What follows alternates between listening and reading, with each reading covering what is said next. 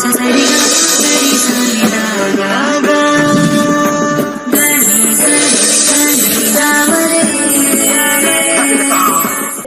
ನೇರ ಪ್ರಸಾರ ಕಾರ್ಯಕ್ರಮಕ್ಕೆ ಸ್ವಾಗತ. ನಾನು ಧನುಶ್ರೀ.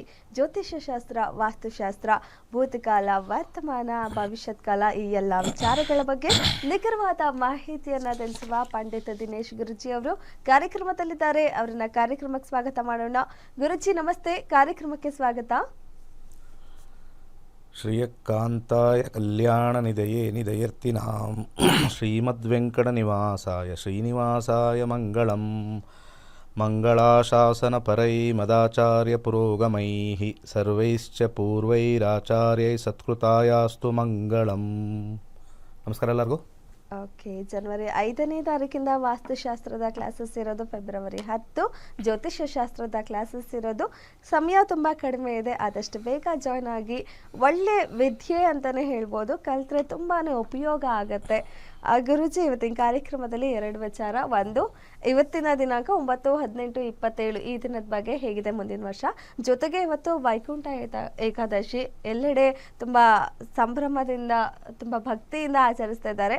ಸೊ ವೈಕುಂಠ ಏಕಾದಶಿ ಹಿನ್ನೆಲೆ ಏನು, ಅದ್ರ ಬಗ್ಗೆ ತಿಳಿಸ್ಕೊಡ್ತಾ ಹೋಗೋಣ. ಖಂಡಿತ. ಮೊದಲು ಈ ಒಂದು ವೈಕುಂಠ ಏಕಾದಶಿ ಬಗ್ಗೆ ಮಾತಾಡೋಣ. ಓಕೆ, ಈ ಸೆಕೆಂಡ್ ಹಾಫ್ ಆದಮೇಲೆ ನ್ಯೂಮರಾಲಜಿ ಬಗ್ಗೆ ಮಾತಾಡೋಣ. ನಮ್ಮ ಏಕಾದಶಿ ಅಂತ ಕರೆದಾಗ ಅಲ್ಲಿ ಸೂರ್ಯನಿಗೂ ಚಂದ್ರನಿಗೂ ಡಿಗ್ರಿ ವೈಸ್ ನಾವು ತಗೊಳ್ತೀವಿ. 120 to 180 ಡಿಗ್ರಿ ಬರುತ್ತೆ, ಆ್ಯಂಗಲ್ ಅಂತ ಕರಿತೀವಿ. 12 ಡಿಗ್ರಿ ಒಂದು ತಿಥಿ. 12 ಡಿಗ್ರಿನ ನಾವು 10 ಮಲ್ಟಿಪ್ಲೈ ಮಾಡಿದ್ರೆ 120 ಪ್ಲಸ್ 12 ಆ್ಯಡ್ ಮಾಡಿದ್ರೆ 132. 132 ಡಿಗ್ರಿಯಿಂದ ಸ್ವಲ್ಪ ಮುಂದಕ್ಕೆ ಹೋಗುತ್ತೆ ಅಂತಂದರೆ ಅದು ನಮಗೆ ಟ್ರಯಾಂಗಲ್ದು ಲಾಸ್ಟ್ ಕೋನ ಅಂತ ಕರಿತೀವಿ. ಟ್ರಿಗ್ನಾಮೆಟ್ರಿಲಿ ಅದು sine theta, cos theta, cosecant theta ಅಂತ ಕ್ಯಾಲ್ಕುಲೇಟ್ ಮಾಡಿದಾಗ ಅದು ಲಾಸ್ಟ್ ಆ್ಯಂಗಲ್ ಅಂತ ಬರುತ್ತೆ. ಈ ಲಾಸ್ಟ್ ಆ್ಯಂಗಲ್ ಯಾವಾಗಲೂ ಕೂಡ ಪ್ರತಿ ವರ್ಷದಲ್ಲಿ 24 ಕೋನಗಳು ಬರುತ್ತೆ.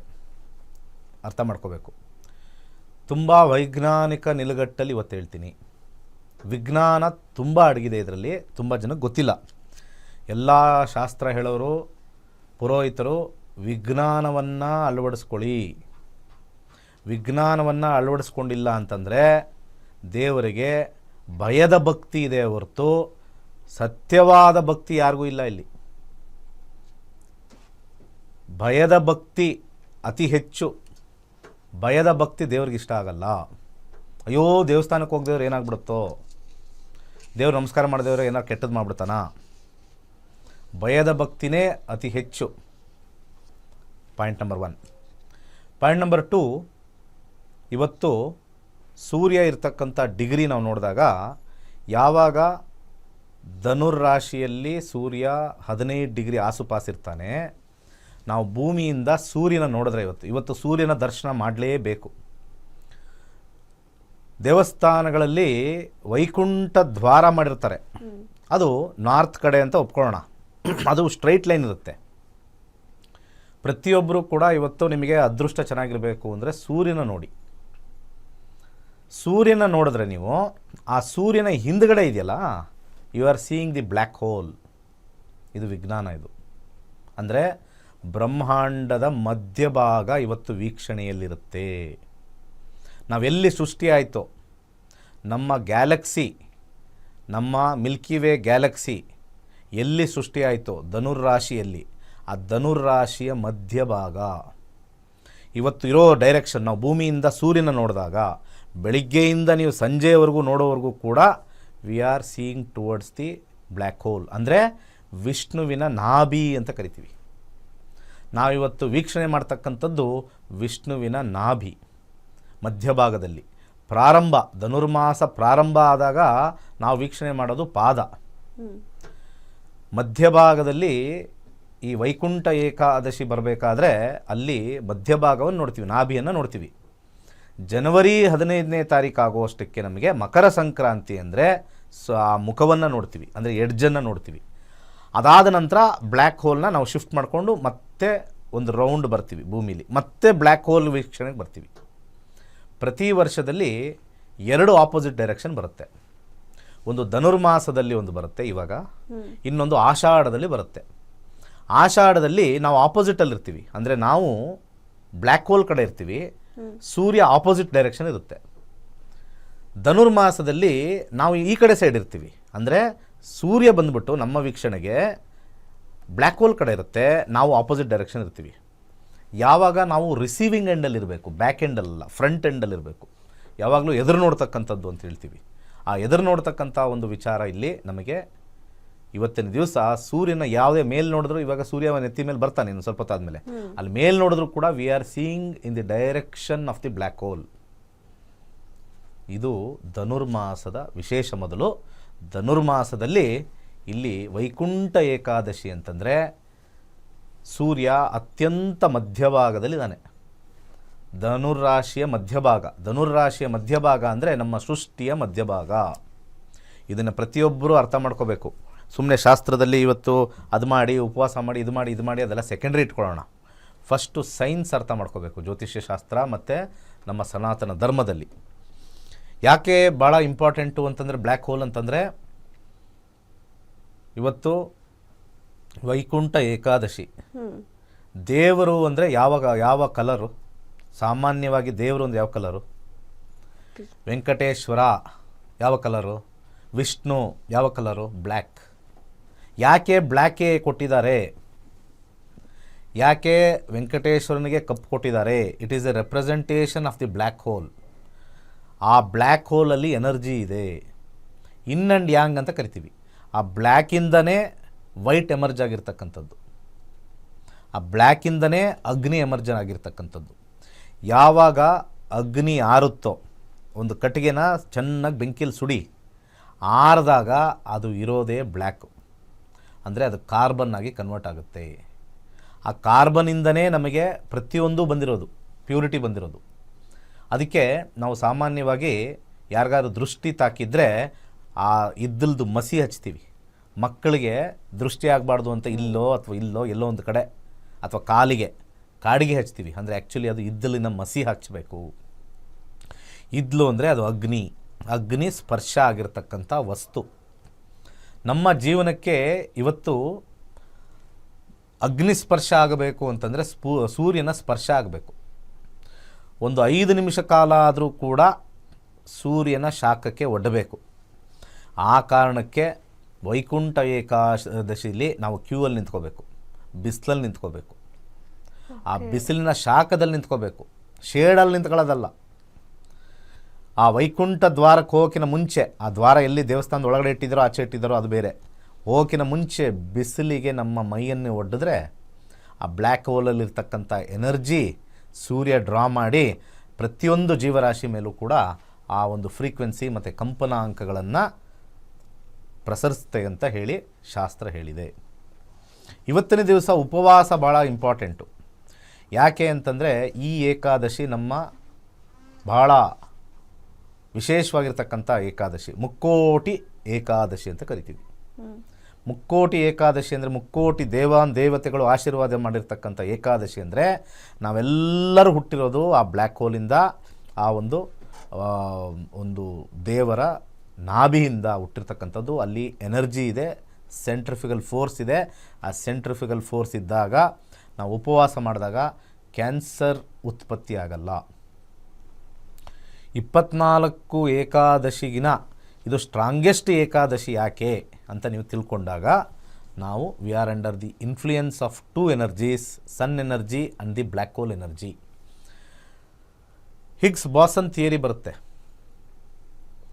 ಹಾಗೆ ಅನೇಕ ಸೈಂಟಿಸ್ಟ್ಗಳು ಹೇಳಿರ್ತಕ್ಕಂಥದ್ದು, ಬ್ಲ್ಯಾಕ್ ಹೋಲಲ್ಲಿ ಒಂದು ಎನರ್ಜಿ ಇರುತ್ತೆ, ನೋ ರಿಟರ್ನ್ ಬ್ಯಾಕ್ ಅಂತ ಒಂದು ಎನರ್ಜಿ ಅಂತ ಕರೀತಾರೆ. ಯಾವುದೇ ಒಂದು ಫಿಸಿಕ್ಸಲ್ಲಿ ಒಂದು ಎನರ್ಜಿ ಸೆಂಟರ್ಗೆ ಹೋದರೆ ಅದು ಸಕ್ ಮಾಡುತ್ತೆ. ಆ ಎನರ್ಜಿ ಸೆಂಟರ್ ಸಕ್ ಮಾಡಿದಾದ್ಮೇಲೆ there is no return energy ಬಂದ್ಬಿಟ್ಟು ಅಲ್ಲಿ ನಾವು ಕ್ವಾಂಟಮ್ ಫಿಸಿಕ್ಸಲ್ಲಿ ಅಲ್ಲಿ ನಾವು ಬ್ಲ್ಯಾಕ್ ಹೋಲ್ ಅಂತ ನಾವು ಏನು ಕರಿತೀವಿ, ಅಲ್ಲಿ ಎನರ್ಜಿ ಸೀಕ್ವೆನ್ಸು ಫಿಸಿಕ್ಸ್ಗೆ ಡಿಫೈನ್ ಮಾಡದೇ ಇರತಕ್ಕಂಥ ಎನರ್ಜಿ. ಫಿಸಿಕ್ಸ್ಗೂ ಒಂದು ಆಶ್ಚರ್ಯ ಆಗಿರ್ತಕ್ಕಂಥ ಒಂದು ಎನರ್ಜಿ ಆ ಸೆಂಟ್ರಲ್ಲಿದೆ. ಆ ಸೆಂಟರ್ ಇವತ್ತು ನಮಗೆ ಡೈರೆಕ್ಟಾಗಿ ನಮಗೆ ಸೂರ್ಯನ ಕಿರಣಗಳಿಂದ ಅಬ್ಸಾರ್ವ್ ಆಗಿ ಡೈರೆಕ್ಟ್ ಭೂಲೋಕದಲ್ಲಿರ್ತಕ್ಕಂಥ ಸಕಲ ಜೀವರಾಶಿಗಳಿಗೂ ಅದು ಪಸರಿಸುತ್ತೆ. ನೀನು ಧರ್ಮ ಆಚರಣೆ ಮಾಡ್ತೀಯೋ ಬಿಡ್ತೀಯೋ ಅದು ಎರಡನೇ ವಿಚಾರ. ಸೂರ್ಯನನ್ನು ನೋಡಿದಾಗ ಅಥವಾ ಸೂರ್ಯನಿಗೆ ಮೈ ಒಡ್ಡಿದಾಗ ನಿಮಗೆ ಆ ಒಂದು ಶಕ್ತಿ ಪ್ರಸರುತ್ತೆ. ಇದು ನಮ್ಮ ವಿಜ್ಞಾನದ ಪ್ರಕಾರ. ಹಾಗೆ ವಿಷ್ಣು ಈ ಒಂದು ಸಮಯದಲ್ಲಿ ಅನೇಕ ರಾಕ್ಷಸರನ್ನು ವಧೆ ಮಾಡಿರ್ತಕ್ಕಂಥ ಸಮಯ. ಎಲ್ಲರೂ ವಿಷ್ಣುವಿನ ಒಂದು ಪಾತ್ರಕ್ಕೆ ಅಂದರೆ ವಿಷ್ಣುವಿನ ಒಂದು ವಿಚಾರಕ್ಕೆ ನಮನ ಮಾಡಬೇಕು ಅಂತಂದಾಗ ಧನುರ್ಮಾಸದಲ್ಲಿ ಬರ್ತಕ್ಕಂಥ ಒಂದು ವಿಚಾರದಲ್ಲಿ ನನ್ನನ್ನು ನೋಡಿ, ನನ್ನ ಮೂಲ ಸ್ಥಾನ ಆದ ವೈಕುಂಠ. ಇಲ್ಲಿ ವೈಕುಂಠ ಅಂದರೆ ಏನು? ಬ್ಲ್ಯಾಕ್ ಹೋಲೇ ವೈಕುಂಠ. ವೈಕುಂಠ ಎಲ್ಲೋ ಆ ಕಡೆ ಈ ಕಡೆ ಎಲ್ಲಿ ಇಲ್ಲ. ನಾವೆಲ್ಲಿ ಸೃಷ್ಟಿ ಮಾಡಿದ್ವೋ ಅದೇ ವೈಕುಂಠ. ತುಂಬ ಜನಕ್ಕೆ ಗೊತ್ತಿಲ್ಲ black hole is a Vaikuntha ಅಂತ. ಅದು ನಾರ್ತ್ ಸೈಡಲ್ಲೇ ಯಾಕಿದೆ ಅಂತಂದರೆ ಅದು ಧನುರ್ಮಾಸದಲ್ಲೇ ಆಚೆ ಈಚೆ ಬರುತ್ತೆ. ಡಿಸೆಂಬರ್ 13ನೇ ತಾರೀಕಿಂದ ಹಿಡಿದು ಜನವರಿ 14ರ ಒಳಗಡೆ ಈ ಒಂದು ಧನುರ್ಮಾಸದಲ್ಲಿ ಶುಕ್ಲ ಪಕ್ಷದ ಏಕಾದಶಿ ಬರ್ತಕ್ಕಂಥದ್ದು. ಆ ಸಮಯದಲ್ಲೇ ನಮ್ಮ ಭೂಮಿ ಆ ಒಂದು ಕಪ್ಪು ರಂಧ್ರ ಅಂತ ಏನು ಕರಿತೀವಿ, ಆ ಕಪ್ಪು ರಂಧ್ರದ ವಿಚಾರದಲ್ಲಿರ್ತೀವಿ. ಅದಕ್ಕೆ ಶ್ರೀಮನ್ನಾರಾಯಣ ಅಥವಾ ವೆಂಕಟೇಶ್ವರನ ವಿಚಾರಕ್ಕೆ ಇವತ್ತು ವಿಶೇಷ. ಯಾಕಂದರೆ ವೆಂಕಟೇಶ್ವರನ ದೇಹನೂ ಕೂಡ ಕಪ್ಪು. We are looking towards the black side, black god ಅಂತ ನಾವು ಕರಿತೀವಿ. ಇದೆಲ್ಲನೂ ಒಂದು ಸಾಂಕೇತಿಕವಾಗಿ ನಾವು ಇರುತ್ತೆ. ಆ ಸಾಂಕೇತಿಕವಾಗಿರ್ತಕ್ಕಂಥ ಇವತ್ತಿನ ದಿವಸ ಆಧ್ಯಾತ್ಮಿಕ ಚಿಂತನೆಯಲ್ಲಿ ಶ್ರೀಮನ್ನಾರಾಯಣ ನಾನು ಸೃಷ್ಟಿ ಮಾಡಿ ವಾಪಸ್ ಸೃಷ್ಟಿಗೆ ನಾನು ಹೊರಡ್ತಾ ಇದ್ದೀನಿ, ನನ್ನನ್ನು ನೀವು ವೀಕ್ಷಣೆ ಮಾಡಬೇಕು ಅಂತಂದರೆ ವೈಕುಂಠಕ್ಕೆ ಬರಬೇಕು ನೀವು. ವೈಕುಂಠದ ಹಾದಿಯಲ್ಲಿ ಅಂದರೆ ಎಲ್ಲಿ ಸೃಷ್ಟಿ ಆಯಿತೋ ಅದೇ Vaikuntha. Where the evolution theory happened, ಅದೇ ಡೈರೆಕ್ಷನ್ನಲ್ಲೇ ನಮಗೆ ದ್ವಾರ ಇರ್ತಕ್ಕಂಥದ್ದು. ಇವತ್ತೇನು ನೀವು ವೈಕುಂಠ ದ್ವಾರ ಹೋಗ್ತಿರೋ, you are entering towards the mid, ಅಂದರೆ ಆ ಒಂದು ಬ್ರಹ್ಮಾಂಡದ ಮಧ್ಯಭಾಗವನ್ನು ನೀವು ನೋಡ್ತಾ ಇದ್ದೀರಾ, ವೀಕ್ಷಣೆ ಮಾಡ್ತಾ ಇದ್ದೀರಾ. ಆದರೆ ಯಾವುದೇ ಒಂದು ಕೆಲಸಕ್ಕೆ ನೀವು ಇವತ್ತು ಹೋಗಬೇಕು ಅಂತಂದರೆ ದಯಮಾಡಿ ದೇವಸ್ಥಾನಕ್ಕೆ ಹೋಗೋಕ್ಕಿಂತ ಮುಂಚೆ ಸ್ವಲ್ಪ ಬಿಸಿಲಲ್ಲಿ 5 ಮಿನಿಟ್ಸ್ ನಿಂತ್ಕೊಳ್ಳಿ, ಅದರ ಶಾಖ ಹೆಚ್ಚಾಗುತ್ತೆ. ಹಾಗೆ ವಿಶೇಷವಾಗಿ ಬಂದಾದ ನಂತರ ಸ್ವಲ್ಪ ಸೂರ್ಯನ ಸ್ವಲ್ಪ ಶಾಖ ಜಾಸ್ತಿ ಇದ್ದರೂ ಕೂಡ ಹೆಚ್ಚಾಗಿ ಕಣ್ಣು ಸ್ವಲ್ಪ ಸಮಸ್ಯೆ ಆದಾಗ ನೋಡಬಾರ್ದು. ಆ ದಿಕ್ಕಲ್ಲಿ ನಮಸ್ಕರಿಸಿದರೆ ನೀವು you are actually seeing the Vaikuntha. Vaikuntha ನೋಡಬೇಕು ಅಂದರೆ ಸೂರ್ಯನ ನೋಡಿ. ನೀವು ವೈಕುಂಠ ದ್ವಾರ ಅಲ್ಲಿರೋದು ಬೆಳಗಿನ ಜಾವದಲ್ಲಿ ನಮಗೆ ಪೂರ್ವದಲ್ಲಿ ಬರುತ್ತೆ. ಪೂರ್ವದಲ್ಲಿ ನಮ್ಮ ಭೂಮಿಗೆ ಪೂರ್ವದಲ್ಲಿ ಬರುತ್ತೆ. ಪೂರ್ವದಲ್ಲಿ ನೋಡ್ತೀವಿ, ಹೋಗ್ತಾ ಹೋಗ್ತಾ ಹೋಗ್ತಾ ಹೋಗ್ತಾ ಮೇಲೆ ನೋಡ್ತೀವಿ, ಆಮೇಲೆ ಈ ಕಡೆ ಸೈಡ್ ನೋಡ್ತೀವಿ ಲೆಫ್ಟಲ್ಲಿ. ಅಂದರೆ ಭೂಮಿ ರೊಟೇಷನಲ್ಲಿ ನಾವು ಯಾವಾಗಲೂ ಕೂಡ ವೈಕುಂಠ ದ್ವಾರನೇ ನೋಡಬೇಕು ಅಂತಂದರೆ ಅಲ್ಲಿ ನಮಗೆ ನಾರ್ತ್ ಸೈಡೇ ನೋಡಬೇಕು ಅಂತಂದರೆ ಸೂರ್ಯನನ್ನು ನೋಡಲೇಬೇಕು. ದೇವಸ್ಥಾನದಲ್ಲಿ ನೀವು ಪಾಸ್ ಆಗ್ತೀರ ನಾರ್ತ್ ಕಡೆ, ಆದರೆ ಸೂರ್ಯನ ವೀಕ್ಷಣೆ ಅವಶ್ಯಕತೆ ಇದ್ದೇ ಇದೆ ಇವತ್ತು. ದಯಮಾಡಿ ವೀಕ್ಷಣೆ ಮಾಡಿ. ಒಳ್ಳೆಯದಾಗಲಿ. ಓಕೆ ಗುರುಜಿ, ವೈಜ್ಞಾನಿಕವಾಗಿ ವೈಕುಂಠ ಏಕಾದಶಿಗೆ ಇಷ್ಟೊಂದು ಕಾರಣ ಇದೆ ಅಂತ ಬಹುತೇಕ ತುಂಬ ಜನಕ್ಕೆ ಇವತ್ತೇ ಗೊತ್ತಾಗಿದ್ದು ಅನ್ಕೋತೀನಿ. ಬಹಳ ಕಾರಣ ಇದೆ. ಓಕೆ, ಮುಂದುವರಿಸೋಣ, ಒಂದು ಬ್ರೇಕ್ ತಗೊಳ್ಳೋಣ. ಜ್ಯೋತಿಷ್ಯ ಶಾಸ್ತ್ರ ಹಾಗೆ ವಾಸ್ತುಶಾಸ್ತ್ರದ ಕ್ಲಾಸಸ್ಸಲ್ಲಿ ನೀವೇನೆಲ್ಲ ಕಲಿತೀರಾ ಅನ್ನೋದ್ರ ಬಗ್ಗೆ ಈ ವಿಡಿಯೋದಲ್ಲಿದೆ, ನೋಡ್ಕೊಂಡು ಬನ್ನಿ. ಎಲ್ಲರಿಗೂ ನಮಸ್ಕಾರ. ವೈಜ್ಞಾನಿಕ ತಂತ್ರಜ್ಞಾನವನ್ನು ಒಳಗೊಂಡಿರುವ ನಕ್ಷತ್ರ ನಾಡಿ ಜ್ಯೋತಿಷ್ಯ ತರಗತಿಗಳಿಗೆ ಸುಸ್ವಾಗತ. ಈ ತರಗತಿಗಳಲ್ಲಿ ಪಂಡಿತ್ ದಿನೇಶ್ ಗುರೂಜಿ ಅವರು ಕಲಿಸಿಕೊಡುವ ವಿಚಾರಗಳೆಂದರೆ ನಮ್ಮ ಬ್ರಹ್ಮಾಂಡದ ಸೃಷ್ಟಿ, ವಿಷ್ಣುವಿನ ದಶಾವತಾರಗಳಲ್ಲಿ ವೈಜ್ಞಾನಿಕ ಆಧಾರ, 4 ಯುಗಗಳು, ಉತ್ತರ ಧ್ರುವದ ಪ್ರಾಮುಖ್ಯತೆ, ನಕ್ಷತ್ರಗಳು, ರಾಶಿಗಳು, ರಾಹು ಮತ್ತು ಕೇತು ಪುರಾಣ, ರಾಶಿ ಚಕ್ರದಲ್ಲಿ 27 ನಕ್ಷತ್ರಗಳ ಸ್ಥಾನ, ರಾಶಿ ಚಕ್ರದ ಡಿಗ್ರಿ ಲೆಕ್ಕಾಚಾರ, ನಕ್ಷತ್ರದ 108 ಪಾದಗಳು, ದಶಾ ಲೆಕ್ಕಾಚಾರ, ರಾಶಿ ಚಕ್ರದ ಗುಣಲಕ್ಷಣಗಳು, ಲಗ್ನದ ಪ್ರಾಮುಖ್ಯತೆ, ಲಗ್ನ ಲೆಕ್ಕಾಚಾರ, ದಿನಗಳಲ್ಲಿ ಲಗ್ನವನ್ನು ಕಂಡುಹಿಡಿಯುವ ಸರಳ ಲೆಕ್ಕಾಚಾರ, ಲಗ್ನದಿಂದ ವಿವಿಧ ಮನೆಗಳಲ್ಲಿನ ಗ್ರಹಗಳು, ನಕ್ಷತ್ರ ನಾಡಿ ತತ್ವಗಳು, ಗ್ರಹಾಧಿಪತಿ, ನಕ್ಷತ್ರಾಧಿಪತಿ, ಉಪ ನಕ್ಷತ್ರಾಧಿಪತಿ ಲೆಕ್ಕಾಚಾರ, ಪ್ರಶ್ನಾಶಾಸ್ತ್ರದ ಮುಖೇನ 249 ವಿಭಾಗಗಳ ಲೆಕ್ಕಾಚಾರ, ವಿಶ್ಲೇಷಣೆಯಲ್ಲಿ ದಶಾ, ಭುಕ್ತಿ, ಅಂತರ್ಭುಕ್ತಿಯ ಅರ್ಥ, ಜಾತಕದಲ್ಲಿ, ಶಿಕ್ಷಣದಲ್ಲಿ ಆಯ್ದುಕೊಳ್ಳಬಹುದಾದ ಕೋರ್ಸ್, ಪಡೆಯಬಹುದಾದ ಶೇಕಡವಾರು ಯಶಸ್ಸು, ಉದ್ಯೋಗ ಅಥವಾ ವ್ಯವಹಾರದಲ್ಲಿ ಕ್ಷೇತ್ರದ ಆಯ್ಕೆ, ವ್ಯವಹಾರದಲ್ಲಿ ಯಶಸ್ಸಿನ ಲೆಕ್ಕಾಚಾರ, ಮದುವೆ ವಿಚಾರದಲ್ಲಿ ಸಂಯೋಗಗಳು, ತೊಂದರೆಗಳು, ವಿಚ್ಛೇದನ, ಸಂತಾನದಲ್ಲಿ ತೊಂದರೆಗಳು, ವಿಳಂಬವಾಗುವುದು, ಆಸ್ತಿ ಅಥವಾ ವಾಹನ ಖರೀದಿಯಲ್ಲಿನ ಸಮಯವನ್ನು ತಿಳಿಯುವುದು, ಆರೋಗ್ಯ ವಿಚಾರಗಳಲ್ಲಿ ಶುಭ ಅಶುಭ ಸಮಯದ ಲೆಕ್ಕಾಚಾರ, ಆರೋಗ್ಯ ಸಮಸ್ಯೆಗಳು ಉಂಟಾಗುವ ಸಮಯ ಮುಂತಾದ ವಿಚಾರಗಳ 3 ಹಂತಗಳಲ್ಲಿ ಶುಭ ಅಶುಭ ಸಂಯೋಗಗಳ ವಿಭಜನೆ, ಪವರ್ ಪೊಸಿಷನ್, ಪುಷ್ಪಲ್ ಸಿದ್ಧಾಂತ, ಗೋಚಾರದ ವಿಶ್ಲೇಷಣೆ, ಆಯ್ದ ಸೆಲೆಬ್ರಿಟಿಗಳ ಜಾತಕಗಳ ವಿಶ್ಲೇಷಣೆ, ಪರಿಹಾರಗಳು, ರತ್ನಗಳು, ರುದ್ರಾಕ್ಷಿಗಳು, ಮಂತ್ರ, ಕಲರ್ ಥೆರಪಿ, ದಾನದ ಪರಿಕಲ್ಪನೆ, ಇನ್ನು ಅನೇಕ ವಿಚಾರಗಳ ಬಗ್ಗೆ ಅತ್ಯಂತ ಸರಳವಾಗಿ ಗುರೂಜಿಯವರು ತರಗತಿಯಲ್ಲಿ ಕಲಿಸಿಕೊಡುತ್ತಾರೆ. ಈ ತರಗತಿ ಜೊತೆಗೆ ಅತ್ಯಾಧುನಿಕ ತಂತ್ರಜ್ಞಾನದಿಂದ ಬಳಕೆಯಲ್ಲಿರುವ ಗೋಲ್ಡ್ ಟ್ರೀ ಆಸ್ಟ್ರೋ ಆಪ್ ಮೂಲಕ ಜಾತಕವನ್ನು ಪರಿಶೀಲಿಸುವ ಸುಲಭವಾದ ತಂತ್ರಗಳನ್ನು ಗುರೂಜಿಯವರು ತಿಳಿಸಿಕೊಡುತ್ತಾರೆ. ಜೀವನಕ್ಕೆ ಅತ್ಯಗತ್ಯವಾಗಿರುವ ವಿಚಾರಗಳನ್ನು ತಿಳಿಯಲು ಇಂದೇ ಈ ನಕ್ಷತ್ರ ನಾಡಿ ತರಗತಿಯನ್ನು ಸೇರಿ ನಿಮ್ಮ ಜೀವನದ ವಿಚಾರಗಳಿಗೆ ಮಾರ್ಗದರ್ಶಕವಾಗಿರುವ ಜ್ಯೋತಿಷ್ಯವನ್ನು ಅಳವಡಿಸಿಕೊಳ್ಳಿ. ಹೆಚ್ಚಿನ ಮಾಹಿತಿಗೆ ಇಂದೇ ನಮ್ಮ ನಕ್ಷತ್ರ ನಾಡಿಯನ್ನು ಸಂಪರ್ಕಿಸಿ. ಧನ್ಯವಾದಗಳು. ನಕ್ಷತ್ರ ನಾಡಿ ಖ್ಯಾತಿಯ ಪಂಡಿತ್ ದಿನೇಶ್ ಗುರೂಜಿ ಅವರು ಪ್ರಸ್ತುತಪಡಿಸುತ್ತಿರುವ 6 ದಿನಗಳ ಮಾಸ್ಟರ್ಸ್ ವಾಸ್ತು ಆನ್ಲೈನ್ ತರಗತಿಗಳು. ಈ ತರಗತಿಗಳಲ್ಲಿ ವಿಶೇಷವಾಗಿ ವಾಸ್ತು ದಿಕ್ಕುಗಳು, ನಿವೇಶನದ ಮಣ್ಣಿನ ಪರೀಕ್ಷೆ, ಮನೆಯ ನಿರ್ಮಾಣದಲ್ಲಿ ನವರತ್ನಗಳ ಬಳಕೆ, ಭೂಮಿ ಪೂಜೆ, ವಾಸ್ತು ಮಂತ್ರ, ನಿವೇಶನವನ್ನು ಶಕ್ತಿಗೊಳಿಸುವ ತಂತ್ರಗಳು, ಆಯಾಗಳು ಮತ್ತು ಆಯಾ ಲೆಕ್ಕಾಚಾರ, ಮನೆಯ ಮುಖ್ಯ ದ್ವಾರದ ಮಹತ್ವ, ಪೂಜಾ ಕೋಣೆಯ ಸ್ಥಾನ, ಮಲಗುವ ಕೋಣೆಯ ವಾಸ್ತು ವಿಶ್ಲೇಷಣೆ, ಶೌಚಾಲಯ ಇರಬೇಕಾದಂತಹ ಸ್ಥಳ, ಅಡುಗೆ ಕೋಣೆ, ಮೆಟ್ಟಿಲು ಮತ್ತು ಟೆರೆಸ್ಗಳ ಸ್ಥಾನಗಳು, ವಾಸ್ತು ಪುರುಷ ಮಂಡಲ, ವಾಸ್ತು ಚಕ್ರದ 16 ವೈದಿಕ ವಲಯಗಳಿಂದ ಆಧುನಿಕ 32 ವಲಯಗಳ ಸಂಕ್ಷಿಪ್ತವಾದ ವಿವರಣೆ, ಪ್ರತಿಯೊಂದು ವಲಯದಲ್ಲಿನ ಸಮಸ್ಯೆಗಳಿಗೆ ಮಾಡಬಹುದಾದಂತಹ ಪರಿಹಾರಗಳು, ವಿಶೇಷವಾಗಿ ಲೋಹದ ಪಟ್ಟಿಗಳ ಬಳಕೆ, ಪ್ರತಿಯೊಂದು ವಲಯದಲ್ಲಿ ಬಳಸಬಹುದಾದಂತಹ ಚಿತ್ರಗಳು, ಪ್ರತಿಯೊಂದು ವಲಯದಲ್ಲಿ ಬಳಸಬಹುದಾದಂತಹ ಬಣ್ಣಗಳು, ನಿವೇಶನದಲ್ಲಿ ಇರುವೆ ಗೂಡು ಕಟ್ಟಿದರೆ ಅದಕ್ಕೆ ಪರಿಹಾರ, ಮನೆಯ ಹೊರಗೆ ಜೇನುಗೂಡು ಕಟ್ಟಿದರೆ ಅದಕ್ಕೆ ಪರಿಹಾರ,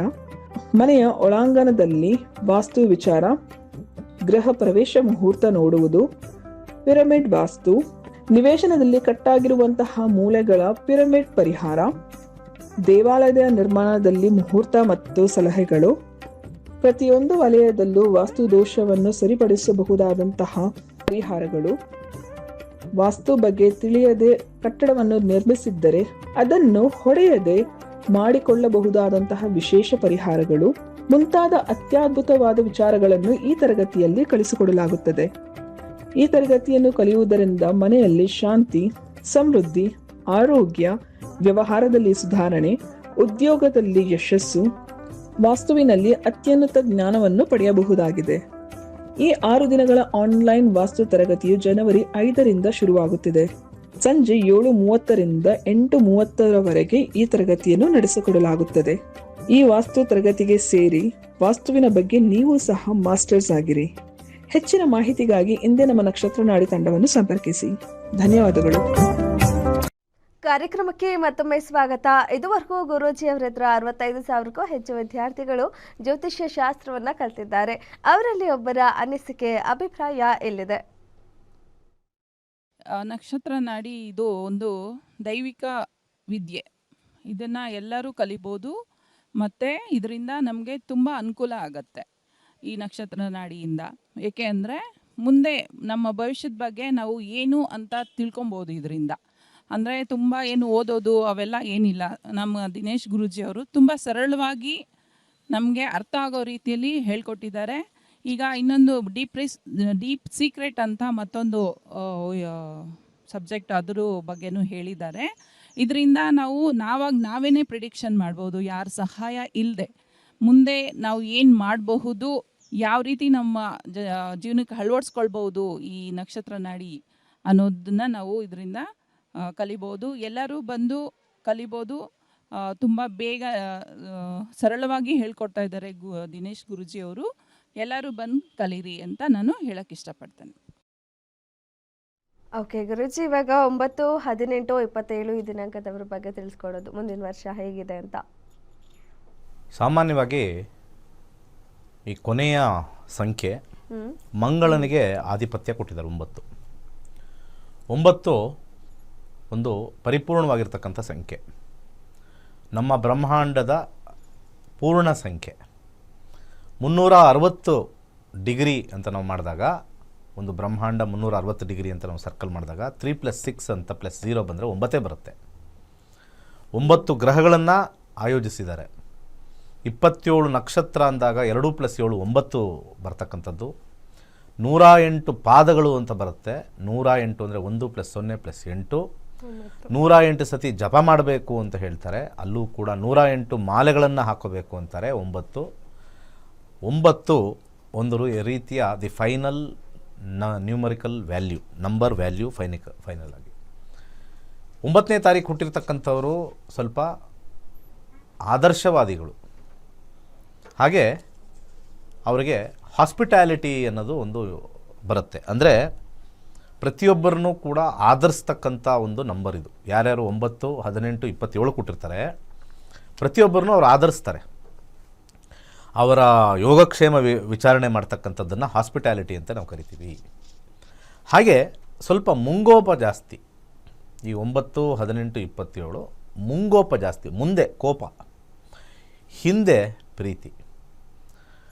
ಅದೇ ನಮಗೆ ಒಂದೊಂದು ನಂಬರು ಒಂದೊಂದರ ರೀತಿಯ ಕೋಪ, ಒಂದೊಂದು ರೀತಿಯ ಪ್ರೀತಿ ತೋರಿಸುತ್ತೆ. ಎಲ್ಲ ನಂಬರ್ಗಳಲ್ಲೂ ಪ್ರೀತಿ ಇದೆ, ಎಲ್ಲ ನಂಬರ್ಗಳಲ್ಲೂ ಕೋಪ ಇದೆ. ನಾವು ಮಂಗಳ ಅಂತ ತಗೊಂಡಾಗ ಅಲ್ಲಿ ಮುಂಗೋಪ ಅಂತ ಬರಲೇಬೇಕು. 9th ಹೌಸ್ ಅಂತಂದರೆ ಹೌಸ್ ಆಫ್ ಮಾರ್ಸ್, ಎನರ್ಜಿ ಅಂತ ಬರುತ್ತೆ. ಸ್ವಲ್ಪ ಸ್ಟಾರ್ಟಿಂಗಲ್ಲಿ ಒಂಥರ ಸಿಟ್ಟಲ್ಲಿ ಮಾತಾಡಿಸೋದು, ಆ ಸಿಟ್ಟಿಂದಗಡೆ ಪ್ರೀತಿ ಇರುತ್ತೆ. 9ನಲ್ಲಿ ಇರ್ತಕ್ಕಂಥ ಒಂದು ವ್ಯಕ್ತಿತ್ವ. ಹಾಗೆ ಸಾಕಷ್ಟು ಜನನ್ನ ಇವರು ಒಂದು ಸಾಫ್ಟ್ ಕಾರ್ನರಲ್ಲಿ ಇಟ್ಟಿರ್ತಾರೆ. ಅಂದರೆ ಎಲ್ಲ ಸಾಫ್ಟು, ಯಾರು ವೈರಿಗಳಾಗಬಾರ್ದು, ಯಾರು ದುಶ್ಮನ್ಗಳಾಗಬಾರ್ದು ಅನ್ನೋದೇ 9ನ ಒಂದು ಮೂಲ ಉದ್ದೇಶ. ಯಾರಾದರೂ ಅವ್ರಿಗೆ ಇಷ್ಟ ಆಗಿಲ್ಲ ಅಂತಂದರೂ ಕೂಡ ಅವರನ್ನು ದೂರ ತಳ್ಳಲ್ಲ, ಹತ್ರದಲ್ಲೇ ಮಾತಾಡಿಸ್ಕೊಂಡು ಮುಂದುವರಿಸ್ಕೊಂಡು ಇರ್ತಕ್ಕಂಥ ವ್ಯಕ್ತಿತ್ವ ಈ 9ನೇದು. ಈ 9ನೇವರು ಸ್ವಲ್ಪ ಮಂಗಳನ ಕಾರಕತ್ವ ಬಂದಿರೋದ್ರಿಂದ ಸಣ್ಣ ಪುಟ್ಟ ಬಾಡಿ ಏಟ್ಗಳು ಜಾಸ್ತಿ ಆಗ್ತಾ ಇರುತ್ತೆ ಜೀವನದಲ್ಲಿ. ಇನ್ನು ಸ್ವಲ್ಪ ಅವರ ಜಾತಕದಲ್ಲಿ ಸ್ವಲ್ಪ ಎನರ್ಜಿ ಜಾಸ್ತಿ ಇದ್ದರೆ ಏನಾದ್ರು ಮೂಳೆ ಮುರ್ಕೊಳ್ಳೋದು, ಅದು ಮುರ್ಕೊಳ್ಳೋದು, ಇದು ಮುರ್ಕೊಳ್ಳೋದು ಒಂದು ಇರ್ತಕ್ಕಂಥದ್ದು. ಅತ್ಯಂತ ಒಂದು ರೀತಿಯ ಒಂದು ತೇಜಸ್ಸು, ಮುಖದಲ್ಲಿ ತೇಜಸ್ಸು 6ನೇವರೆಗೂ ಇರಲ್ಲ. ಆ ತೇಜಸ್ಸು 5ನೇವರೆಗೂ ಇರಲ್ಲ. ತೇಜಸ್ ಇರ್ತಕ್ಕಂಥದ್ದೇ 9, 18, 27ನೇ ತಾರೀಕವರೆಗೆ ಮುಖದಲ್ಲಿ ಆ ಮಂಗಳನ ಆಧಿಪತ್ಯ ಇರೋದ್ರಿಂದ ತೇಜಸ್ಸು ಜಾಸ್ತಿ. ನೋಡಿದ್ರೆ ಬ್ರೈಟಾಗಿ ಒಂದು ಎದ್ದು ಕಾಣಿಸ್ತಕ್ಕಂಥ ಒಂದು ವ್ಯಕ್ತಿತ್ವ ಆಗುತ್ತೆ. ಈ 9ನಲ್ಲಿರ್ತಕ್ಕಂಥವ್ರು ಸ್ವಲ್ಪ ಸ್ಪೀಡಲ್ಲಿ ಹೋಗಬಾರ್ದು. ಇದು ಭಾಳ ಇಂಪಾರ್ಟೆಂಟ್ ಆಗಿರ್ತಕ್ಕಂಥದ್ದು. 9 ಭಾಳ ಸ್ಪೀಡಲ್ಲಿ ಇರ್ತಾರೆ. ಹಾಗೆ ಸ್ಲೋವಲ್ಲೂ ಇರಬಾರ್ದು. ಮಿಡ್ ಲೆವೆಲಲ್ಲಿ 9ಅವರು ಕೆಲಸ ಕಾರ್ಯಗಳನ್ನು ಮಾಡ್ತಾ ಹೋದರೆ ಅವರಿಗೆ ಅವಘಡಗಳು ಆಗೋದಿಲ್ಲ. ಹಾಗೆ 2026 ಅವರಿಗೆ ಒಂದಿನ ಆಧಿಪತ್ಯ ಬರುತ್ತೆ. 1 ಆ್ಯಂಡ್ ರಿಪಿಟೇಷನ್ ಆಫ್ 9 ಅಂತಂದರೆ ಒಂದು cycle ending and cycle starting ಅಂತ ಕರಿತೇವೆ. 9 ಅವ್ರಿಗೆ ಹೊಸ ಸೈಕಲ್ ಎಂಡ್ ಆಗ್ಬೋದು ಅಥವಾ ಸ್ಟಾರ್ಟ್ ಆಗ್ಬೋದು. ಯಾವ ಯಂತ್ರವನ್ನು ಬರಿಬೇಕು ಅನ್ನೋದನ್ನು ನಾನು ಸ್ಕ್ರೀನ್ ಮೇಲೆ ಇವಾಗ ಹಾಕ್ತಾಯಿದ್ದೀವಿ ನೋಡಿ. ಇದು ವಿಶೇಷವಾಗಿ ಇದನ್ನು ಮಂಗಳವಾರ ದಿವಸ ಬರಿಬೇಕು. ಮಂಗಳವಾರ, ಆ ಮಂಗಳವಾರ ದಿವಸ ಬರಿತಕ್ಕಂಥದ್ದು ಬೆಳಿಗ್ಗೆ 6 ರಿಂದ 7. ಸ್ಕ್ರೀನ್ ಮೇಲೆ ಬರ್ತಕ್ಕಂಥ ಆ ನಂಬರನ್ನು ಡಿಸ್ಪ್ಲೇ ಮಾಡಿ. 6 ರಿಂದ 7. ಆ 6 ರಿಂದ 7 ಗಂಟೆ ಒಳಗಡೆ 2 ಯಂತ್ರಗಳನ್ನ ಬರೆಯೋದು. ಆ 6 ರಿಂದ 7 2 ಗಂಟೆ 2 ಯಂತ್ರಗಳನ್ನ ಬರೆದಾದ ಮೇಲೆ ಸಂಜೆ ಅದನ್ನು ಒಂದು ಯಂತ್ರವನ್ನು ಸುಡಬೇಕು. ಒಂದು ಯಂತ್ರವನ್ನು ಸುಡಬೇಕು. ಇನ್ನೊಂದು ಯಂತ್ರವನ್ನು ಕ್ಯಾಶ್ ಬಾಕ್ಸಲ್ಲಿ ಇಡ್ತಕ್ಕಂಥದ್ದು. ಇದನ್ನು ಬರೀತಕ್ಕಂಥ ಒಂದು ವಿಧಿವಿಧಾನಗಳು ಭಾಳ ಸುಲಭ.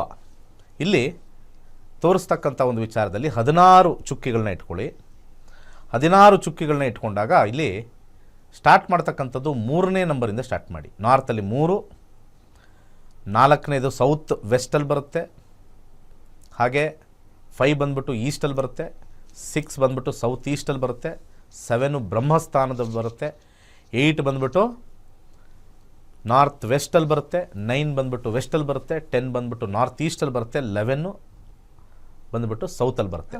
3 to 11 ನಂಬರ್ಸ್ ಇರ್ತಕ್ಕಂಥದ್ದು. 3 to 11 ರೆಡ್ ಕಲರ್ ಪೆನ್ನಲ್ಲಿ ಇಂಕಲ್ಲೇ ಬರೀಬೇಕು. ರೆಡ್ ಕಲರ್ ಇಂಕಲ್ಲೇ ಬರೀಬೇಕು. 2026 2 ಯಂತ್ರಗಳನ್ನು ರೆಡ್ಡಲ್ಲಿ ಬರೀರಿ, ಚಿಕ್ಕದ್ರಿಂದ ದೊಡ್ಡದು ಬರೀರಿ, ಒಂದು ಸುಡಿ, ಇನ್ನೊಂದು ಕ್ಯಾಶ್ ಬಾಕ್ಸಲ್ಲಿ ಇಡಿ. ಒಳ್ಳೆಯದಾಗಲಿ. ಓಕೆ ಗುರುಜಿ, ಧನ್ಯವಾದ. ಸಾಕಷ್ಟು ವಿಚಾರಗಳನ್ನ ತಿಳಿಸ್ಕೊಟ್ರಿ. ಸರ್ವೇ ಜನ ಸುಖಿನೋ ಭವಂತು. ಇದಾಗಿತ್ತು ಇವತ್ತಿನ ನಕ್ಷತ್ರ ನಾಡಿ ವಿಶೇಷ ಕಾರ್ಯಕ್ರಮ. ನೋಡ್ತಾ ಇರಿ ಗ್ಯಾರಂಟಿ ನ್ಯೂಸ್, ಸುದ್ದಿ ಖಚಿತ, ನ್ಯಾಯ ನಿಶ್ಚಿತ.